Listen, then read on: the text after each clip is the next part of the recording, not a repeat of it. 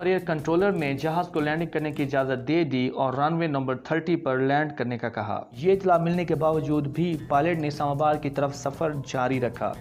Means captain Afridi flight को square line से penetrate करने में नाकाम हो गए। अस्सलामुअलैकुम डियर फ्रेंड्स, ये बात है 20 अप्रैल 2012 की कि जिसमें भूजा एयरलाइन की फ़्लाइट नंबर B4213 ने कराची जिना इंटरनेशनल एयरपोर्ट से इस्लामाबाद के लिए उड़ान भरनी थी। ये फ़्लाइट कराची से इस्लामाबाद के लिए भूजा एयरलाइन की इफ्तिताई फ़्लाइट थी। एक्चुअली भूजा एयरलाइन वैसे तो बहुत पुरानी एयरलाइन थी, लेकिन सन 2000 में कुछ फिनंशियल प्रॉब्लम की वजह से कंपनी ने जो फ़्लाइट ऑपरेशन था उसको बंद कर दिया था। और फिर 12 साल बाद यानी 2012 में कंपनी ने दोबारा फ़्लाइट ऑपरेशन शुरू करने का फ़ैसला किया। फ़्लाइट ने शाम 5:05 पर कराची एयरपोर्ट से टेक ऑफ किया और इस्लामाबाद की तरफ रवाना हो गई। फ़्लाइट में अमले समेत 127 अफराद सवार थे और इस बदकिस्मत त्यारे में एक ऐसा जोड़ा भी सवार था जिसकी शादी को महज 20 दिन हुए थे और ये जोड़ा इस्लामाबाद के अंदर अपनी शादी का हनीमून मनाने चाह रहा था, लेकिन शायद जिन्हें अंदाज़ा भी नहीं था कि ये सफ़र उनकी ज़िंदगी का आखिरी सफ़र साबित होगा। फ़्लाइट के कैप्टन थे नूरुल्लाह खान अफरीदी और को पायलट थे जावेद मलिक। टेक ऑफ करने के बाद कुछ देर तक सब कुछ नॉर्मल चलता रहा कि इतने में वेदर फोरकास्टिंग डिपार्टमेंट ने फ़्लाइट क्रू को इस्लामाबाद में मौसम की ख़राबी की इतला दी। इस इतला के मिलने के बाद को पायलट जावेद मलिक ने कैप्टन अफरीदी से कहा कि क्यों ना त्यारे को पेशावर की तरफ मोड़ दिया जाए, लेकिन कैप्टन अफरीदी ने कहा कि नहीं, हम फ़्लाइट को इस्लामाबाद में ही लैंड कराएंगे, अल्लाह हमारी मदद करेगा।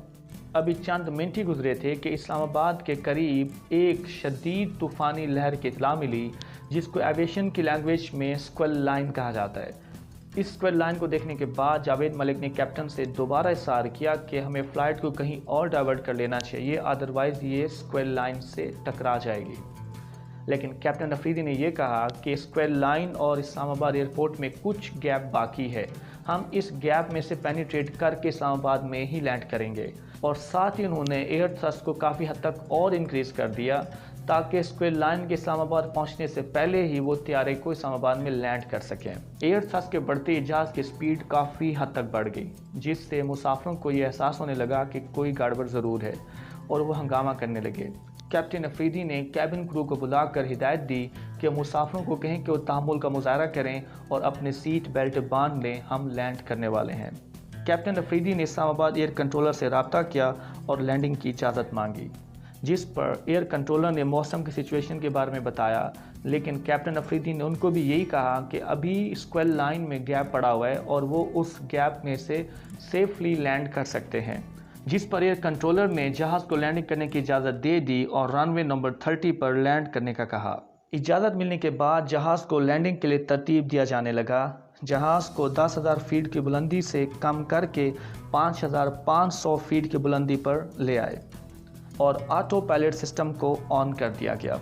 ऑटो पायलट सिस्टम ऑन करने से जहाज़ में लगा आर्टिफिशियल इंटेलिजेंस सिस्टम जहाज़ को खुद ब खुद कंट्रोल करने लग जाता है, जिसमें वो स्लोली जहाज़ की हाइट को भी कम करता जाता है और उसकी स्पीड को भी कम करता जाता है। कुछ देर बाद एयर कंट्रोलर ने एक और ताज़ा तरीन मौसमी अपडेट शेयर की, जिसमें ये कहा गया कि इस्लामाबाद में शदीद बादलों के साथ बूंदाबांदी भी शुरू हो गई है। ये इतला मिलने के बावजूद भी पायलट ने इस्लामाबाद की तरफ सफ़र जारी रखा और फिर 1 मिनट बाद आसमान अचानक से डार्क हो गया और फ्लाइट स्क्वेल लाइन में दाखिल हो गई। मीन्स कैप्टन अफरीदी फ्लाइट को स्क्वेल लाइन से पेनिट्रेट करने में नाकाम हो गए और क्योंकि ऑटो पायलट ऑन कर दिया गया था तो वो ऑटो पायलट सिस्टम फ्लाइट की हाइट को मज़ीद कम किए जा रहा था।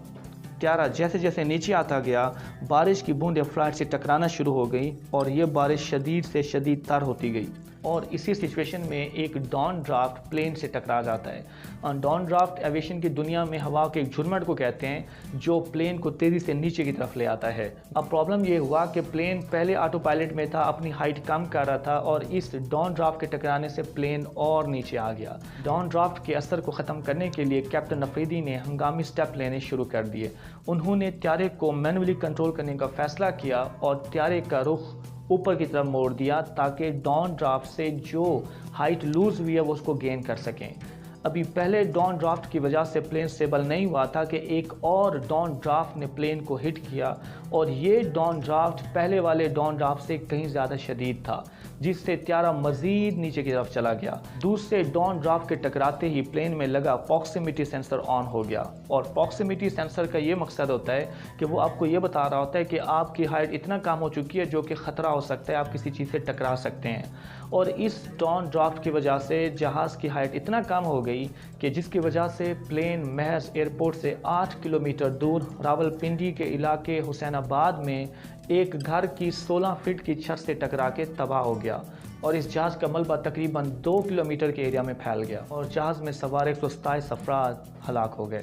اس حادثے کی خبر کے پھیلتے ہی پورے ملک میں ایک سوگ کا سماں بن گیا۔ بھوجا ایئر لائن کے حادثے کے تقریباً 5 منٹ بعد ایئر بلو کی فلائٹ نے بھی اسلام آباد میں سیفلی لینڈ کیا۔ Meanwhile, Prime Minister Yusuf Raza Gilani has ordered a judicial commission to probe the plane crash. جہاز کے ملبے سے ملنے والے بلیک باکس اور باقی ضروری مواد کو یو ایس میں تحقیق کے لیے بھیجا گیا، اور جس کی رپورٹ 2015 میں شائع ہوئی۔ اس تحقیق میں طیارے کے حادثے کی کئی وجوہات بتائی گئیں، لیکن جس میں جو مین وجہ بتائی گئی وہ پائلٹ کی غفلت تھی۔ اس رپورٹ میں یہ کہا گیا کہ سول ایویشن کے رولز کے مطابق جب فلائٹ کے دوران راستے میں موسم خراب ہو جائے تو یہ پائلٹ کی ذمہ داری ہے کہ وہ جہاز کو اس افیکٹڈ ایریا سے 10 سے 15 کلومیٹر دور ڈائیورٹ کر کے فلائی کرے گا، لیکن اس پلین کے کیس میں پائلٹ نے ایسا نہیں کیا تھا۔ پائلٹ کو یہ معلومات بھی دی گئی تھی کہ موسم خراب ہے، لیکن پھر بھی پائلٹ نے اسلام آباد جانے کا ہی فیصلہ کیا۔ اس رپورٹ میں یہ بھی کہا گیا کہ حادثے کے وقت بھوجا ایئر لائن کی مینجمنٹ نے یہ دعویٰ کیا تھا کہ ان کے پائلٹ جو جہاز اڑا رہے تھے وہ اس کی مکمل ٹریننگ لے چکے تھے، لیکن بعد میں انویسٹیگیشن کے دوران جب ان پائلٹ کی ٹریننگ اور کریکولم سے ریلیٹڈ ڈیٹیل منگوا کر اسٹڈی کی گئی تو اس سے یہ پتہ چلا کہ وہ پائلٹ جس جہاز کو اڑا رہے تھے وہ فلی آٹومیٹڈ تھا، لیکن جو انہوں نے ٹریننگ لی ہوئی تھی اور جو انہوں نے کریکولم اسٹڈی کیا ہوا تھا وہ مینول اور سیمی آٹومیٹک پلین سے ریلیٹڈ تھا۔ میں اس سوال کے ساتھ ویڈیو کا اختتام کرنا چاہوں گا کہ موسم خراب ہونے کے باوجود بھوجا ایئر لائن کو اسلام آباد میں لینڈ کرنے کی اجازت کیوں دی گئی؟ بھوجا ایئر لائن حادثے کے بعد جب ایئر بلو نے لینڈ کیا تو اس کو بھی اجازت کیوں دی گئی؟ کیا پاکستان سول ایویشن کے رولز اتنے بے اثر ہیں کہ کوئی بھی ایئر لائن ان کو وائلیٹ کر دیتی ہے؟ خداوند ان رولز کو اسٹرکٹلی امپلیمنٹ کریں تاکہ مزید لوگ اپنے پیاروں سے بچھڑنے سے بچ جائیں۔ اور ہمارے ہاں جو ایک روایت بنی ہوئی ہے کہ جب کوئی سانحہ ہو جاتا ہے تو تب ہم نے اسٹیپ لینے ہوتے ہیں، اس روایت کو ختم کریں۔